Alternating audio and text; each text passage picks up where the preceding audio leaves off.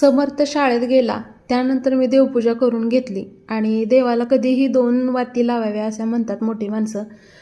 1 वात लावायची नसते. आणि मग इथं मी एका वातीच्या 2 वाती केल्या आणि देवाला 2 दिवे लावून घेतले. त्यानंतर जेवायला भूक लागली होती म्हणून ताट वाढून घेतलं. मी आणि लाडू सोबत जेवायला बसणार होतो, पण लाडूने माझ्या ताटावरती कब्जा केला आणि पोरांना मी भाकरी खायला कसं शिकवलंय बघा, सोबत ताटात घेऊन बसते.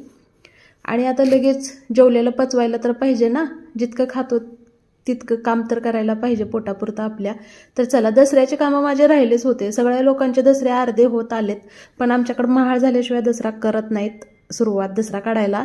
तसं तर नाना वारल्यामुळं आमचा महाळ पण नाही, पण म्हणलं चला ज्या दिवसापासून काढायला पाहिजे त्याच दिवसापासून दसरा काढायला सुरुवात केली आहे. बरण्या रिकाम्या करून घेते मी घासण्यासाठी आणि पुढचाही ब्लॉग दसऱ्यावरच येणार आहे. तर सबस्क्राईब केलं नसेल तर सबस्क्राईब करा.